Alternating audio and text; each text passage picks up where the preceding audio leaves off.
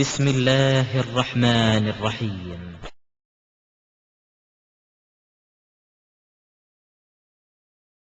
அஸ்ஸலாமு அலைக்கும் வரஹ்மத்துல்லாஹி வபரகாத்துஹு.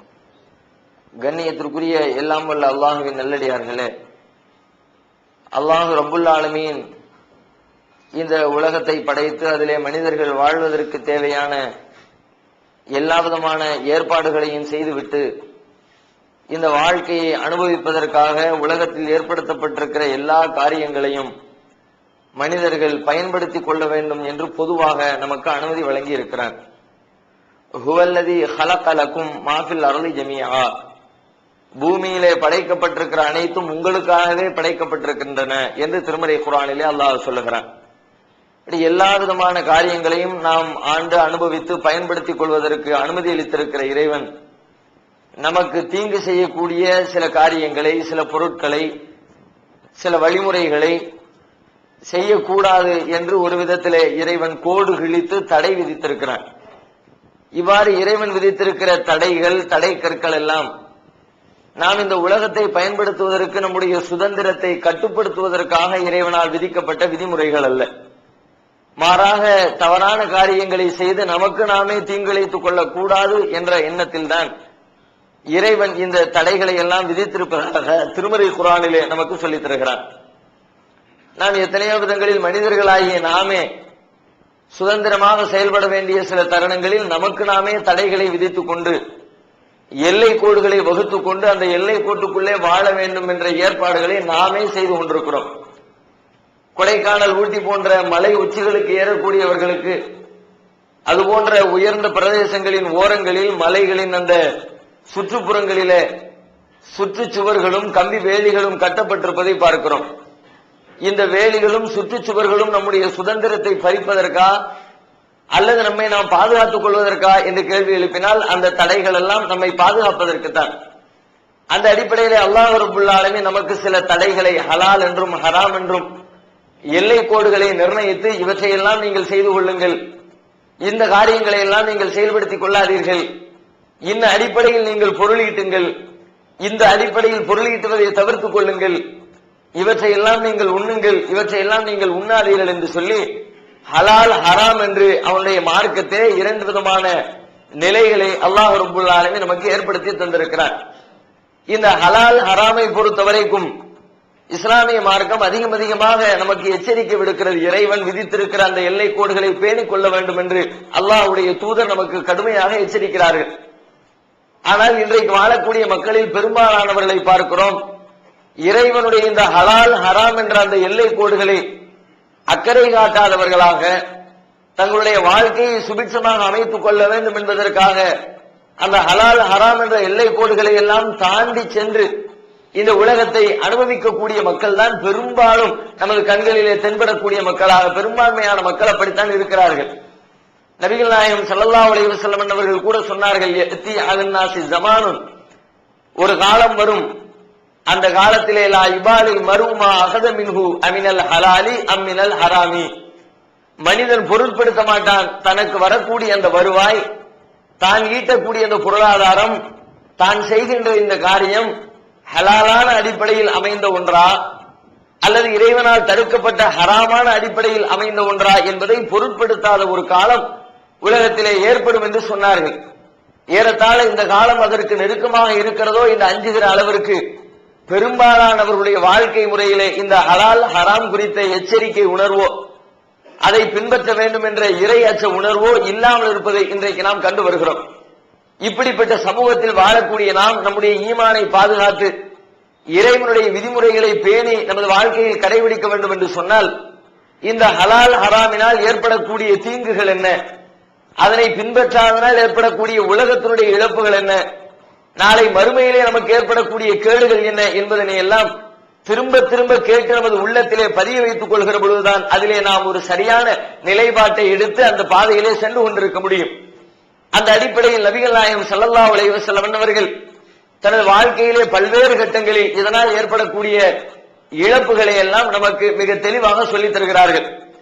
ஒரு தடவை சொல்லுகிறார்கள், மன அகத மாலன் பிஹக்கிஹி, யார் ஒருவர் பொருளை ஈட்டுகிறாரோ காசு பணத்தை சம்பாதிக்கிறாரோ அதனுடைய உரிமைப்படி இறைவன் அனுமதித்திருக்கிற அதனுடைய முறையான வழியிலே ஒருவர் பொருளீட்டினால் பாரக்கல்லாஹு லஹு ஃபீஹி, அந்த பொருளிலே அல்லாஹ் ரப்பல் ஆலமீன் பரக்கத்தை ஏற்படுத்துகிறான். நாம் ஹலாலான அடிப்படையில் இறைவன் அனுமதித்த அடிப்படையில் நம்முடைய வியாபாரத்தில் பொய் பேசாமல், ஏமாற்றாமல், மோசடி செய்யாமல், பிறர் பொருளை அபகரிக்க வேண்டும் என்ற எண்ணம் இல்லாமல் நியாயமான அடிப்படையில் நாம் பொருளீட்டுகிற பொழுது பாரக்கல்லாஹு லஹு ஃபீஹி, அதிலே அல்லாஹ் பரக்கத்து செய்கிறான் என்று நபிகள் நாயகம் சொல்கிறார்கள். ஹலாலான பொருளிலே இறைவனின் பரக்கத்து இருக்கிறது, ஹராமான பொருளிலே இறைவனுடைய பரக்கத்து இருப்பதில்லை. பொருளீட்டுவதனுடைய நோக்கம் என்ன? உலகத்திலே நாம் கஷ்டப்பட்டு சம்பாத்தியம் செய்கிறோம், வெளிநாடுகளுக்கு பயணம் சென்று தம்முடைய குடும்பங்களை எல்லாம் விட்டுவிட்டு வருடக்கணக்கிலே கஷ்டப்பட்டு நாம் பொருளீட்டுகின்றோம்.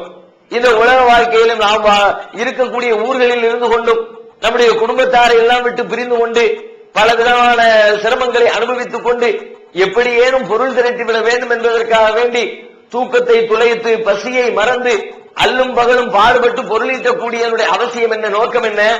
அந்த பொருளை கொண்டு நம்முடைய தேவைகள் எல்லாம் நிறைவேற வேண்டும், சுகமான வாழ்க்கை வாழ வேண்டும், நம்முடைய நோய் நொடிகளுக்கு மருத்துவம் செய்து கொள்ள வேண்டும், நாம் இருப்பதற்கு நல்லதோர் இல்ல வீட்டை கட்டிக்கொள்ள வேண்டும், நம்முடைய தேவைகளை எல்லாம் அதன் மூலமாக பூர்த்தி செய்து கொள்ள வேண்டும். இதுதான் நாம் பொருளீட்டுவதனுடைய மிக முக்கியமான ஒரு நோக்கம்.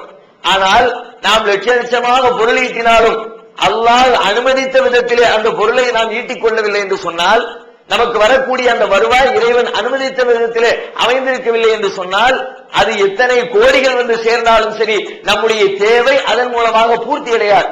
பல கோடிகளை நீங்கள் சம்பாதித்திருப்பீர்கள், ஆனால் இன்னும் கடனாளிகளாக அமர்ந்திருப்பீர்கள். 2 கோடி சம்பாத்தியம் செய்திருப்போம், ஆனால் அல்லாஹ் ரப்பல் ஆலமீன் நமக்கு கடுமையான நோய்களையோ இன்னொரு தேவைகளையோ ஏற்படுத்தி 2 கோடிக்கு விட 4 கோடி தேவையுடையவனாக இறைவன் நம்மை ஆக்கி விடுவான். இப்படி பலருடைய வாழ்க்கையை பார்க்கிறோம். மற்றும் சில பேரை பார்க்கிறோம், ஹலாலான அடிப்படையில் பொருளீட்டுகிறார்கள், மிக குறைந்த அளவிலே வருவாயிட்டுகிறார்கள், மாதத்திற்கு 1500, 2000, 2500 என்று சம்பாதிக்கிறார்கள்.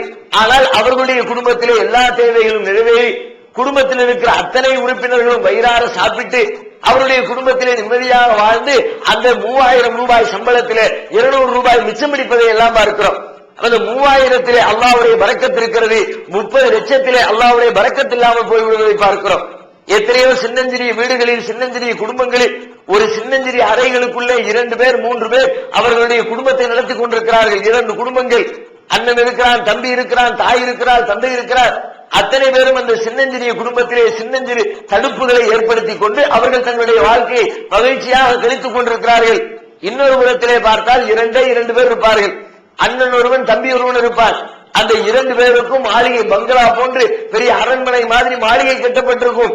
அந்த மாளிகை அவர்களுக்கு பற்றாக்குறையா ஏற்பட்டு 2 பேருக்கும் இடையிலே சண்டை ஏற்பட்டு அது கோர்ட்டிலே வழக்காக நின்று கொண்டு அது எனக்கு வேண்டும், இது எனக்கு வேண்டும் என்று சொல்லி சண்டையிட்டுக் கொண்டிருப்பதை பார்க்கிறோம். அப்படியானால் இங்கே நமக்கு என்ன புலப்படுகிறது? அல்லாஹ்வுடைய பரக்கத் அந்த பெரிய வீட்டிலே இல்லை, பெரிய லட்சங்களில் இல்லை, நிறைய சம்பாத்தியத்தில் இல்லை, இந்த குறைவான பொருளில் இருக்கிறது என்று சில நேரங்களில் இப்படி குறைந்த பொருள் இருந்தாலும் அல்லாஹ்வுடைய அருளுடையதாக இருக்க வேண்டும். நிறைவான பொருள், அதிகமான பொருள் வந்தாலும் அதுவும் அல்லாஹ்வுடைய அருளுக்குரியதாக இருக்க வேண்டும். அப்படி அல்லாஹ்வுடைய அருளுடையதாக நமக்கு வந்து சேருகின்ற பணம் இருந்தால்தான் நம்முடைய தேவைகள் அனைத்தும் நிறைவேறி தன்னிறைவு பெற்றவர்களாக இருப்போம். வெறுமனே செல்வம் வருவது நம்மை தன்னிறைவாக்கிவிடால். நபிகள் நாயகம் சொன்னார்கள், லைசல் கினா அன் கஸரத்தில் மால், செல்வம் அதிகம் இருப்பவன் செல்வந்தன் இல்லை, செல்வம் அதிகம் இருக்கிறவன் செல்வந்தன் இல்லை, வலாக்கின்னல் கினா கினன் நஃப்ஸ், போதும் என்ற மனம் இருப்பவனே செல்வந்தன் என்று சொன்னார்கள். போதும், என்னுடைய 1000 ரூபாய் வருது, போதும்பா, எல்லா வேலையும் போதும், திருப்தி ஆயிடுச்சு என்று சொன்னால் இவனுக்கு தேவையில்லை. ஆனால் ஒருத்தருக்கு 10,000 ரூபாய் வந்திருக்குது, இன்னும் பத்தாக்குறைய பட்ஜெட் வாசிக்கிட்டு இருக்கிறார், இன்னும் ஒரு 1000 ரூபாய் தேவைங்கிறார், கடமைங்கிறார். அப்ப யாரு செல்வந்தன், யாரு செல்வந்தன் இல்லை? தேவையற்றவன், எல்லா தேவைகளும் பூர்த்தியானவன் செல்வந்தனா, தேவைகள் பூர்த்தியாகாமல் தொங்கிக் கொண்டிருக்கிறவன் செல்வந்தனா? நபிகள் நாயகம் அழகாக நமக்கு இலக்கணம் சொல்லித் தருகிறார்கள். அப்படியானால் இந்த போதும் என்ற மனத்தையும் நம்முடைய தேவைகளையும் நிவர்த்தி செய்து கொள்கிற அளவிற்கு நமக்கு பொருள் வர வேண்டும் என்று சொன்னால் அது குறைவாக இருந்தாலும் பிரச்சனை இல்லை, அல்லாஹ் அனுமதித்த விதத்திலே அந்த பொருள் நம்மை வந்து சேர வேண்டும். இறைவன் நமக்கு ஹலாலாக்கி இருக்கிற அடிப்படையில் அந்த பொருளை நாம் ஈட்டிக் கொண்டிருக்க வேண்டும். பிறருடைய அதிருப்தியோடோ பிறருடைய உள்ளத்தை வேதனைப்படுத்தியோ, பிறருடைய மனதை வாழ்க்கையை கஷ்டப்படுத்தியோ, லஞ்சமாக, ஊழலாக, வட்டியாக, சூதாட்டமாக, ஏமாற்றுதலாக, பொய் பேசியதாக, இந்த எந்த அடிப்படையில் இறைவன் தடுத்திருக்கிற எந்த அடிப்படையில் வருகின்ற அந்த பொருளும் நமக்கு இறைவனின் அருளோடு வந்து சேராது என்பதை புரிந்து கொள்ள வேண்டும். இந்த உலகத்திலே அதனுடைய பாதிப்பை நாம் கண்கூடாக கண்டுகொள்ள நேரிடும் என்று நபிகள் நாயகம் எச்சரிக்கை செய்கிறார்கள். அடுத்து சொல்கிறார்கள், இறைவனுடைய இந்த ஹலால் ஹராம் என்ற அந்த எல்லை கோடுகளை நீங்கள் பின்பற்றாமல் இருந்தால் அதனால் ஏற்படக்கூடிய அடுத்த விளைவு என்ன தெரியுமா? பொருளீட்டுகின்ற பல பேரை பார்க்கிறோம். அவர்கள் அல்லாஹ்வுடைய பாதையிலே தான தர்மங்கள் செய்கிறார்கள், அள்ளி செலவழிக்கிறார்கள், பள்ளிவாசல்களுக்காக வேண்டி நன்கொடை கொடுக்கிறார்கள், ஏழை எளிய மக்களின் துயருடைய துடைப்பதற்காக தர்மங்களை செய்கிறார்கள், இன்னவர்கள் சொந்த பந்தங்களை அனுசரிப்பதற்காக அவர்களின் தேவைகளை பூர்த்தி செய்கிறார்கள்.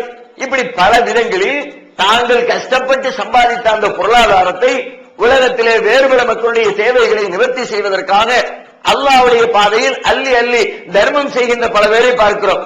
குறைவாகவோ அதிகமாகவோ எப்படியேனும் பலரும் தர்மம் செய்து கொண்டே இருக்கிறார்கள். அந்த தர்மம் செய்தால் தர்மத்தினுடைய நோக்கம் என்ன? தர்மம் செய்வதனுடைய முக்கியமான அடிப்படை என்ன? நான் எனது செல்வத்தை பிறருக்கு கொடுப்பதனால், பிறர் வழியிலே செலவழிப்பதனால் இதற்குரிய பலாபலனை நான் மறுமையிலே அடைந்து கொள்ள வேண்டும், அல்லாஹ்விடத்திலே இதற்குரிய நன்மையை பெற்றுக் கொள்ள வேண்டும். அதற்கு தான் தர்மம் செய்கிறோம்.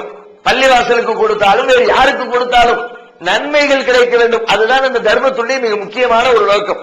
ஆனால் அண்ணன் பெருமகனார் நபிகள் நாயகம் ஸல்லல்லாஹு அலைஹி வஸல்லம் சொல்கிறார்கள், இன்னல்லாஹ தய்யிபுன், அல்லாஹ் தூய்மையானவன், லா யக்பலு இல்லா தய்யிபன், அவன் தூய்மையானவற்றை தவிர வேறு எதையும் ஏற்றுக்கொள்ள மாட்டான். தூய்மையான பொருளிலிருந்து செய்யப்படுகிற தர்மம் தான் நன்மையை பெற்று தரும். அந்த தர்மத்தை வாங்குறவர் வாங்கிட்டு போற அவர் மேல குற்றம் இல்லை.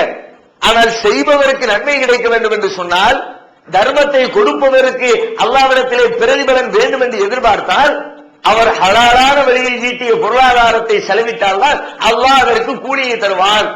வட்டி வாங்கி இருந்த அந்த வட்டி காசை அவர் தர்மம் செய்தால் அல்லாஹ்விடத்திலே கூலி எதிர்பார்க்க முடியாது. லஞ்சம் வாங்கி அதன் மூலம் தர்மம் செய்திருந்தால் கூலி எதிர்பார்க்க முடியாது. வரதட்சணை பெற்று தர்மம் செய்தால் கூலி எதிர்பார்க்க முடியாது. சூதாட்டத்தின் மூலமாக தர்மம் செய்தால் கூலி எதிர்பார்க்க முடியாது. பீடி சிகரெட் விற்பனையின் வழியாக வந்த வருமானத்தை தர்மம் செய்தால் அல்லாஹ்விடத்திலே நன்மை எதிர்பார்க்க முடியாது. அளவு நிர்ணயங்களில் மோசடி செய்து வந்த வருமானத்தை தர்மம் செய்தால் அல்லாஹ்விடத்திலே நன்மை எதிர்பார்க்க முடியாது. அல்லாஹ் எதையெல்லாம் தடுத்தாரோ அந்த தடுக்கப்பட்ட வழிகளில், தூய்மையற்ற வழிகளில் பொருளீட்டினால் அந்த பொருளாதாரத்தை நீங்கள் எத்தனை கோடிகளை கொட்டி கொடுத்தாலும் சரி, உலகத்தில் வேண்டுமானால் பெயரையும் புகழையும் வாங்கிக் கொள்ளலாம். இறையில்ல கொடை வள்ளல் என்று நோட்டீஸிலே போஸ்டரிலே உங்கள் பெயர் வேண்டுமானால் போடப்படலாம். ஏழை எளிய மக்களுடைய கண்ணீரை பார்த்து கலங்கி நிற்கிற பெரிய மனிதர் என்று உங்களுக்கு புகழாரம் சூட்டப்படலாம். கொடுத்து கொடுத்து சிவந்த கரங்களை கொண்டவர் என்று சொல்லி பாராட்டு பத்திரங்கள் வாசிக்கப்படலாம். அந்த பாராட்டினால் உங்களுக்கு என்ன பிரயோஜனம் கிடைக்கப் போகிறது? இந்த உலகத்திலும் புண்ணியம் இல்லை, நாளை மறுமையிலும் புண்ணியம் இல்லை, இறைவனிடத்தில் எந்த நன்மைகளும் இல்லை. நீங்கள் சம்பாதித்த அந்த காசை நீங்களாவது ஆண்டு அனுபவித்திருக்கலாமே, பயனற்ற முறையிலே நீங்கள் செலவழித்திருக்கிறீர்கள். அப்ப உங்களுடைய தர்மம் நன்மைக்குரியதாக ஆக வேண்டும் என்றால் அதுவும் அதற்கும் அடிப்படை விதி. நீங்கள் அந்த வந்து உங்களுடைய செல்வம் வந்த வழி ஹலாலான வழியாக இருக்க வேண்டும். அதே போன்று மேலும் நபிகள் நாயகம் சொல்கிறார்கள், இபாதத்துகள், உங்களுடைய இபாதத்துகளிலே தலை சிறந்த ஒரு இபாதத் நபிகள் நாயகம் நமக்கு சொல்லித் தருகிறார். அத்ஆவு ஹுவல் இபாதா, பிரார்த்தனை செய்கிறோம், அல்லாஹ்விடத்திலே கையேந்தி துஆ செய்கிறோமே, இந்த பிரார்த்தனை என்பது அதுதான் வணக்கம். வணக்கத்திலே ஒரு தலை சிறந்த வணக்கமாக, தொழுகையை விட, நோன்பை விட, இந்த பிற இருக்கிற திலாவத்துகளை விட நபிகள் நாயகம் அவர்கள் வணக்கத்திலே உயர்ந்த வணக்கமாக சொல்லித் தருகிறார்கள். கையேந்தி அல்லாஹ்விடத்திலே துஆ செய்கிறீர்களே, அதுதான் ரொம்ப பெரிய வணக்கம். அதுதான் உங்களுடைய அடிமைத்தனத்தை வெளிப்படுத்துகிற இடம். மற்ற எல்லாமே அடிமைத்தனத்தை வெளிப்படுத்துறதுக்கு தான் வணக்கம் என்பது. தொழுகிறோம்னா அல்லாஹ் கட்டளையிட்ட எஜமானன் சொன்னான், அடிமை நான் செஞ்சேன். அடிமைத்தனத்தை வெளிப்படுத்துறதுதான் வழிபாட்டுடைய நோக்கம், வணக்கத்துடைய நோக்கம். அதை மிக தெளிவாக வெளிப்படுத்தக்கூடிய இடம் துஆ தான். துஆல தான் என்னுடைய இயலாமை எல்லாம் நான் அல்லாஹ்விடத்துல சொல்றேன். எனக்கு ஒண்ணுமே இல்ல, என்னால ஒண்ணுமே முடியாது, நீதான் எல்லாத்தையும் செஞ்சு தரணும், நீதான் அருள் புரியணும், நீதான் வியாபாரத்தை தரணும், நீதான் பிள்ளைகளை தரணும், நான் எந்த சக்தியும் மற்றவன் என்று சொல்லி அவனை எஜமானன் என்றும் நம்முடைய இயலாமையையும் அடிமைத்தனத்தையும் வெளிப்படுத்தக்கூடிய மிக சிறப்பான ஒரு இடம் நாம் அல்லாஹ்விடத்திலே கையேந்தி பிரார்த்திக்கிற அந்த நேரம். அதனால தான் ரசூலுல்லாஹ் சொன்னாங்க அத்ஆவு ஹுவல் இபாதா, துஆ இருக்கிறது, பிரார்த்தனை இருக்கிறது, அதுதான் வணக்கம். வணக்கத்துல ஒரு சிறந்த வணக்கம். அதை நாம செய்கிறோம், நம்முடைய தேவைகளுக்காக துஆ செய்கிறோம். இப்போது விற்பனையில் இஸ்லாம் கூறும் பொருளியல் சகோதரர் பிஜே அவர்கள் உரையாற்றிய பொருளாதாரம் சம்பந்தமான 27 மணி நேர தொடர் சொற்பொழிவு. என்ன வியாபாரம் செய்யலாம், பங்கு சந்தையில் ஈடுபடலாமா, இன்சூரன்ஸ் செய்யலாமா, MLM வியாபாரத்தில் ஈடுபடலாமா, குத்தகை, பங்கு வணிகம் மற்றும் வியாபாரம் தொடர்பான அனைத்து சந்தேகங்களுக்கும் குர்ஆன் ஹதீஸ் அடிப்படையில் தெளிவான விளக்கங்கள் 3 டிவிடிகளாக விலை ரூபாய் 75 மட்டுமே. கிடைக்கும் இடம் TNDJ வீடியோ விஷன், நம்பர் 30, அரண்மனைக்காரன் தெரு, மண்ணடி, சென்னை 1. இப்போது புத்தம் புது வடிவில் பல சிறப்பம்சங்களுடன் onlinepj.com மற்றும் tntj.net இணையதளங்கள். நம்முடைய கஷ்டங்கள் நீங்குவதற்காக துஆ செய்கிறோம், மறுமை நன்மைக்காக துஆ செய்கிறோம், வியாபார விருத்திக்காக துஆ செய்கிறோம், பிள்ளை பேறுகளுக்காக துஆ செய்கிறோம். இப்படி நம்முடைய வாழ்க்கையில் பல்வேறு தேவைகளுக்காக, நோக்கங்களுக்காக அல்லாஹ்விடத்திலே கையேந்தி பிரார்த்தனை செய்கிறோம். இந்த பிரார்த்தனை அங்கீகரிக்கப்பட வேண்டும் என்று எதிர்பார்க்கிறோம். அல்லாஹ் அங்கீகரிப்பான் என்று நம்பிக்கை இருக்கிறோம். நம்பிக்கை இருக்க போய் தான் கையேந்துறோம். அல்லாஹ் ஏத்துக்க மாட்டான்னு தெரிஞ்சு யாரும் கையேந்த மாட்டோம். அல்லாஹ் இதெல்லாம் கேட்க மாட்டான், ஏத்துக்க மாட்டான்னு தெரிஞ்சு யாராவது போய் தேவையில்லாம நேரத்தையும் காலத்தையும் செலவு பண்ணி துஆ செய்து கொண்டிருப்போமானா விட்டு அந்த நேரத்துல வேற ஏதாவது வேலையை பார்க்க போயிருவோம். அல்லாஹ்விடத்திலே நம்முடைய துஆ அங்கீகரிக்கப்படும் என்று நம்புகிறோம். அந்த நம்பிக்கையோட தான் துஆ செய்யணும். ஆனா ரசூலுல்லாஹ் சொல்றாங்க, நீங்க நம்புறீங்க, அழுவுறீங்க, துஆ செய்றீங்க, ஒவ்வொரு நேரம் தொழுகைக்கு பிறகு கையேந்திரீங்க, இரவு நேரத்தில் தஹஜ்ஜுத் நேரத்தில் மக்கள் எல்லாம் தூங்கிக் கொண்டிருக்கிற நேரத்தில் தனிமையில் எழுந்து கண்ணீர் விட்டு கதறுகிறீர்கள். உங்களுடைய இந்த கதறலுக்கு பயன் கிடைக்க வேண்டும் என்றால், உங்களுடைய பிரார்த்தனைக்கு பதிலளிக்கப்பட வேண்டும் என்று சொன்னால், அதற்கு நீங்கள் கடைபிடிக்க வேண்டிய ஒரு முக்கியமான ஒரு வேலை, ஒரு கடமை, உங்களுக்கு வரக்கூடிய பொருளாதாரம் ஹலாலான வழியில் இருக்க வேண்டும். நீங்கள் உண்ணுகிற உணவு ஹலாலாக, உடுத்துகிற உடை ஹலாலாக, தங்குகிற இடம் ஹலாலாக, குடிக்கின்ற பானம் ஹலாலாக, இறைவன் அனுமதித்த அடிப்படையில் இவைகள் அமைந்திருந்தால்தான் நீங்கள் செய்யக்கூடிய பிரார்த்தனைகள் அல்லாஹ்விடத்திலே பதிலளிக்கப்படும். சொல்லிவிட்டு ரசூலுல்லாஹ் அதற்கு ஒரு நிகழ்ச்சியை கூட சொல்லித் தருகிறார்கள். ஒரு உதாரணம் சொல்கிறார்கள். ஒரு மனிதனை பற்றி ஒரு மனிதனை சொல்கிறார்கள். யார் அந்த மனிதன்? யுத்தீலு சஃபர, நீண்ட பயணம் மேற்கொள்ளுகிற மனிதன். ஏன் இந்த பயணியை குறிப்பிடுறாங்கன்னா, பிரார்த்தனையை பொறுத்தவரைக்கும் பயணத்தில் இருக்கிறவருடைய பிரார்த்தனைக்கு அல்லாஹ்விடத்தில் அதிக முக்கியத்துவம் வழங்கப்படுகிறது. ஊர்ல சாதாரணமா இருக்கும்போது செய்யக்கூடிய துஆவை விட வெளியூருக்கு பயணத்தில் இருக்கிறவர் செய்கிற பிரார்த்தனைக்கு அல்லாஹ் முக்கியத்துவம் கொடுத்து கேட்கிறார். ஏன் கேட்கிறார்? வெளியூர்ல போனா உள்ளூர்ல இருக்கிற மாதிரி கட்டுப்பாடுகளோடு இருக்க வேண்டிய அவசியம் கிடையாது. உள்ளூருக்குள்ள நல்லவர்களாக இருக்கிற பல பேர் வெளியூர்ல நல்லவர்களாக இருப்பதில்லை. காரணம் என்ன? நம்மை பார்ப்பதற்கு யாரும் இல்லை, கேட்கறதுக்கு யாரும் இல்லை. ஊருக்குள்ள தெருக்குள்ள சிகரெட் பிடிச்சிட்டு போயிருக்க மாட்டான். ஆனா வெளியூர் போயாச்சு, மெட்ராஸ்ல இருக்க கல்கத்தா போயிட்டார், சிகரெட் குடிக்கிற பழக்கம் இருக்குதா? அப்படியே நடு ரோட்ல குடிச்சிட்டு போவாரு. எவன் பார்க்க போறான்? மாமன் இருக்கானா, மச்சான் இருக்கானா, யாரு இருக்கா, ஊர் தலைவர் இருக்காரா? யாருமே இல்லையே, நம்மை தெரிந்து கொண்டவர் ஒருத்தருமே இல்லை என்று சொன்ன உடனே அவர் தன்னுடைய கட்டுப்பாடுகளை எல்லாம் மீறி சர்வ சாதாரணமாக தவறு செய்ய ஆரம்பித்து விடுவார். அந்த நேரத்திலேயும் ஒரு மனிதன் தவறு இழைக்காமல், அல்லாஹ்வை மறக்காமல் அல்லாஹ்விடத்திலே துஆ செய்தால் அல்லாஹ் அதற்கு முக்கியத்துவம் கொடுக்கிறார். அதனால ரசூலுல்லாஹ் சொல்றாங்க, ஒரு மனுஷன் இப்படி ஒரு பயணம் மேற்கொள்கிறான், அதுவும் சின்னஞ்சிறிய பயணம் இல்லை, நல்ல நீண்ட நெடிய பயணம். அக்பர, தலை முடியெல்லாம் பரட்டையாகி உடலெல்லாம் புலி படர்ந்து அப்படின்னா ரொம்ப தூரம் பயணம் செஞ்சிருக்கிறார். அப்படிப்பட்ட பயணத்தில் செல்லுகிற ஒரு மனிதன் யமுத்து இலைஹி இல ஸமா, வானத்தின்பால் தனது ரப்பின்பால் கைகளை உயர்த்தி யா ரப்பி யா ரப்பி என்று கேட்கிறான். ஃபஅன்னா யுஸ்தஜாபு லஹு, அவனுக்கு எப்படி பதிலளிக்கப்படும்? அவனுடைய துஆ எவ்வாறு அங்கீகரிக்கப்படும்? ஏன்? மத்தாமுஹு ஹராம் வ மஷ்ரபுஹு ஹராம் வ மல்பசுஹு ஹராம், அவன் உண்ட உணவுமோ ஹராம், அவன் உடுத்திய ஆடையுமோ ஹராம், அவனது குடிபாரமும் ஹராம், அனைத்துமே ஹராமாக இறைவன் தடுத்ததாக இருக்கிற பொழுது இவனுடைய கோரிக்கை அல்லாஹ்விடத்திலே எவ்வாறு அங்கீகரிக்கப்படும்? அங்கீகரிக்கப்படாது. இப்ப துஆ கேட்க நம்முடைய இபாதத் அல்லாஹ்விடத்தில் செல்லுபடி ஆகணும்னா ஹலால் ஹராம பேணணும். நம்முடைய தர்மங்கள் அல்லாஹ்விடத்தில் செல்லுபடி ஆகணுமா ஹலால் ஹராம பேணணும். நம்முடைய தேவைகள் நிறைவேற வேண்டுமா ஹலால் ஹராம பேணணும். ஹலால் ஹராமை பேணக்கூடிய பக்குவம் கொஞ்சம் கொஞ்சமாக குறைந்து கொண்டு வருகிறது. அதனால் ஏற்படக்கூடிய இழப்புகள் பாரதூரமாக இருக்கிறது என்பதை உணர்ந்து நம்மை நாம் சீர்திருத்திக் கொள்ள வேண்டும். அதிலேயும் கூட இன்னைக்கு சாதாரணமா ஹராமான காரியங்களை செய்வதற்கு பல பேர் ஹராம்னு தெரியுது, ஆனால் ஷைத்தான் அவர்களுடைய உள்ளத்துல தேவையற்ற சிந்தனைகள் கொண்டு போட்டு இல்லாத சால்ஜாப்புகளை சொல்லிக் கொடுத்து ஹராமான ஒன்றை ஹலாலாக்குவதற்கு முயற்சி செய்யக்கூடிய மனிதர்களை பார்க்கிறோம். ஹராம் தான் தெரியுது, இல்லையப்பா இது செய்யலாம் போல இருக்கிற அப்படின்னு சுத்தி வளைச்சு ஒரு நியாயத்தை கற்பிச்சு எப்படியாவது அந்த ஹராமை அனுபவித்து விட மாட்டோமா என்கிற விதமாக ஷைத்தான் நம்முடைய உள்ளத்திலே ஒரு கெட்ட சிந்தனையை போடுகிறார். அது மாதிரி சிந்தனை வரும்போது கவனமா இருக்கணும். சர்வ சாதாரணமா பார்க்கிறோம், எத்தனையோ பேரு வட்டி வாங்க கூடாது, அந்த வட்டி வாங்கலையே சொல்லுவாங்க.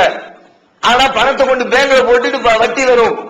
பேங்குக்காரன் நினைப்பா கொடுத்தான், ஆனா வட்டி வாங்கினேன், நான் என்ன வட்டி பிசினஸ் பண்ணினேன், அது பேங்க்ல அவையோ போட்டு வச்சு வாங்கி தர்றான், அதையா விடுவான? நம்ம விட்டோம்னா அவங்க எதிரிகள் 1000 தயாரித்து விடுவார்கள். பயங்கரமான ஆய்வு. நம்ம அந்த வட்டி பணத்தை வாங்காம விட்டா பேங்க்ல நம்ம இஸ்லாத்தை அழிப்பதற்கு அந்த காசு பணத்தை பயன்படுத்திக் கொள்வார்கள். அதற்காகவாவது வட்டி வாங்க வேண்டும். அல்லது நம்ம வாங்கி நம்ம பயன்படுத்த வேண்டாம், ஏழை எளியவை யாருக்காவது கொடுத்துருவோம், நன்மையை எதிர்பார்க்காம. நீ நன்மையை கேட்டால் எல்லாம் கொடுக்க போறதில்லை, அல்ல விஷயம். நன்மையை எதிர்பார்க்காம ஏழைகளுக்கு கொடுத்துருவோம். அதற்கு மாத்திரம் போய் பத்துவா கேட்டா அதை கக்கூசி வெட்டி விட்டுரு, அப்படி அதுக்காக வேண்டி அந்த வட்டியை வாங்கிக்க என்றெல்லாம் சொல்லி அதற்கு வாங்கலாம், இதற்கு வாங்கலாம், வேறு வேறு நோக்கங்களை கற்பித்து எப்படியாவது அந்த வட்டியில் போய் என்பது கைகளை பதிய வைப்பதற்கு ஷைத்தான் முயற்சிக்கிறார். நம்மில் பலரும் அந்த நோக்கத்திலே அடியாகி அந்த காரியத்தில் போய் விழுந்து விடுவதை பார்க்கிறோம். நிறைய விஷயங்கள் சர்வ சாதாரணமா குடிக்க கூடாது, சாராயம் குடிக்க கூடாது எல்லாம் தெரியுது. அது பீர் தான்ப்பா, பீர் உடம்புக்கு நல்லதுப்பா, அதனால குடிச்சுக்க. உடம்புக்கு நல்லது இருக்கு, யாரும் இல்லைன்னா அல்லாத குரான்ல சொல்லிட்டாங்க இருக்குன்னு. நல்லதை விட கெட்டது அதிகமா இருக்குல்லப்பா, அதனால தானே தடுக்கிறேன். அதையெல்லாம் கவனிக்காமல் நல்லது இருக்கிறது, அதற்காக பீர் குடிக்க போவோம், பேரை மாத்திக்க ரசூலுல்லாஹ் சொன்னாங்க. இது மாதிரி தடுக்கப்பட்ட சில காரியங்களுக்கு பிற்காலத்தில் வரக்கூடியவர்கள் அதனுடைய பேரை மாத்திக்கிட்டு அந்த காரியத்தை ஹலாலாக்க துணிவார்கள். வட்டின்னு இருக்கும், வேற ஒரு பேரை லாபம்னு பேர் வச்சுக்கிற அந்த இடத்துல, சாராயம் இருக்கும், அதுக்கு இது மாதிரி வேற ஒரு பேரை வச்சுக்கிறது. இப்படி பெயர்களை மாற்றிக்கொண்டு இறைவன் தடுத்த தடைகளை, எல்லை கோடுகளை தாண்டுவதற்கு முயற்சிப்பார்கள். ரொம்ப கவனமா இருக்கணும். இன்னொரு சூழலா சொன்னாங்க, ஹலால் ஹராமை பேர வேண்டும் என்று சொன்னால் அதுக்கு நான் இன்னொரு வழி சொல்லி தர்றேன், அதுல கொஞ்சம் கேர்ஃபுல்லா நீங்க இருந்தால் கண்டிப்பா ஹலால் ஹராமிலே நீங்கள் கவனத்தோடு வாழ்ந்து விடுவீர்கள். அல்லாஹ் தடுத்த தடையில உங்க காலை வச்சிட கூடாது என்று நீங்கள் நினைத்தால், நான் சொல்லக்கூடியதுல கூடுதல் கொஞ்சம் கேர் எடுத்து நீங்கள் செயல்பட்டால் கண்டிப்பா நீங்க ஹலால் ஹராமை ஜெயித்து விடுவீர்கள், அல்லாஹ்வுடைய வார்த்தையில நின்று விடுவீர்கள் சொன்னாங்க. என்ன சொன்னாங்க? அல் ஹலாலு பையினுன் வல் ஹராமு பையினுன். ஹலால் என்பது தெளிவானது, ஹராம் என்பதும் தெளிவானது. உமா பைனஹுமா உமூரும் முஸ்தபிஹாத்துன். ஆனால் இந்த ரெண்டுக்கு இடையில சில சந்தேகத்திற்கிடமான சில காரியங்கள் உண்டு. இந்த சந்தேகத்திற்கிடமான காரியத்தை யார் தவிர்த்துக் கொள்கிறாரோ, ஃபமன் யஸ்தபரா லிதீனிஹி வ இர்லிஹி, யார் இதிலிருந்து விலகிக் கொள்கிறாரோ அவர் தனது மானத்தை, தனது மார்க்கத்தை பாதுகாத்துக் கொண்டவராவார். ஃபவுலில் ஹராமி அத்ரகு, சந்தேகத்திற்கு இடமான ஒன்றை விட்டு விலகியவர் கண்டிப்பாக ஹராமிலிருந்தும் அவர் விலகிக் கொள்வார்.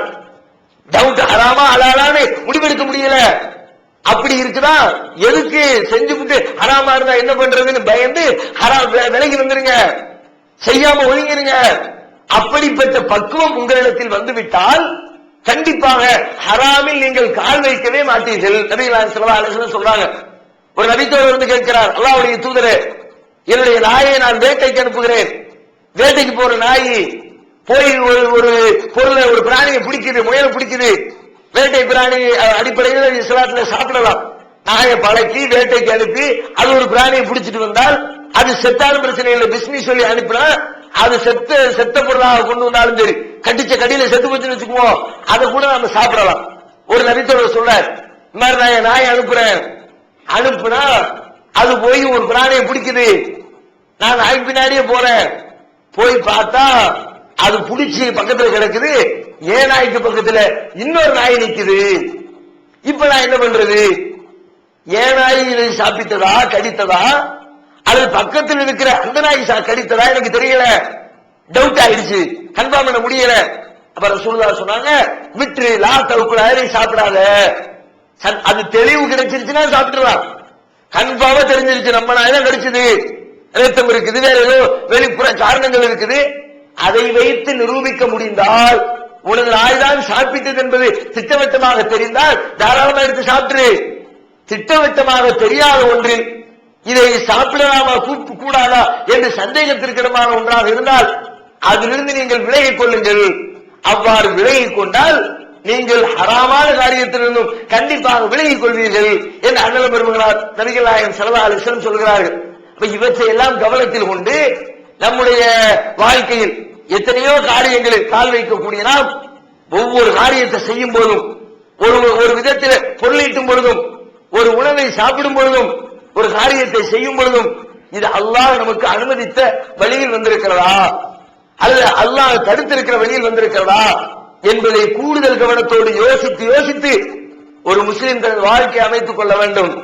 அதெல்லாம போன போக்குல போகுது, உலக வாழ்க்கை அனுபவிக்க வேண்டும் என்ற நோக்கத்தில் நாம் செயல்பட்டால் இந்த உலக வாழ்க்கையை நாம் அனுபவித்து விடலாம். ஆனால் மறுமையினுடைய நிலைமை என்ன? மறுமையை நம்பக்கூடிய மக்கள், மரணத்திற்கு பிறகு வரக்கூடிய வாழ்க்கையை நம்புகிற மக்கள் இந்த உலகத்திலே இருக்கிற இந்த சின்ன சின்ன சட்டத்திட்டங்களை, சின்ன சின்ன எல்லை கோடுகளை தேடி நடப்பது ஒரு பெரிய காரியம் அல்ல. அல்லாஹ் அனுமதித்த காரியத்தையும் அல்லாஹ் நம்மை விட்டும் தடுத்திருக்கிற காரியத்தையும் நீங்கள் பட்டியலிட்டு பார்த்தால் அல்லாஹ் தடுத்தது கொஞ்சம் தான் இருக்குது, அல்லாஹ் அனுமதித்தது லட்சம் இருக்குது. அப்ப அந்த தடைகள் ஒன்று ரெண்டு கூட பேணுவதற்கு முயற்சி செய்யாமல் இருந்தால் நம்மை போல நஷ்டவாளிகள் யாரும் இருக்க முடியாது.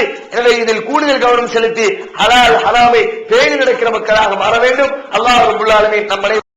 தமிழ்நாடு தௌஹீத் ஜமாஅத்தின் ஆதரவற்றோர் இல்லம் இறைவனுக்கு செய்ய வேண்டிய கடமைகளுக்கு அடுத்தபடியாக பெற்றோரை பேணுவது பற்றி இஸ்லாம் அதிகமாக வலியுறுத்துகிறது. பெற்றோரை பேணாதவர்கள் மறுமையில் வெற்றி பெற முடியாது என்று இஸ்லாம் அறிவுறுத்துகிறது. ஆயினும் இஸ்லாத்தின் இந்த கட்டளையை சில முஸ்லிம்கள் அலட்சியம் செய்து பெற்றோரை வீட்டை விட்டு விரட்டுகின்றனர், பெற்றோரை பிச்சைக்காரர்களாக மாற்றுகின்றனர். இந்த அவல நிலைக்கு பரிகாரம் காணும் வகையில் முதியோர் ஆதரவு இல்லத்தை தமிழ்நாடு தௌஹீத் ஜமாஅத் நடத்துகிறது. தாயன்புடன் உணவு, உடை, மருத்துவம் உள்ளிட்ட 24 மணி நேரமும் செவிலியருடன் கூடிய பராமரிப்பு மற்றும் தனி ஆம்புலன்ஸ் வசதி இவை அனைத்தும் முற்றிலும் இலவசமாக செய்து தரப்படுகிறது. அனாதைகளை அரவணைப்பவரும் நானும் சொர்க்கத்தில் இணைந்திருப்போம் என்ற நபிகள் நாயகம் ஸல்லல்லாஹு அலைஹி வஸல்லம் அவர்களின் அமுத மொழியை ஏற்று அனாதைகளை அரவணைக்கும் இல்லமும் தமிழ்நாடு தௌஹீத் ஜமாஅத் நடத்தி வருகிறது.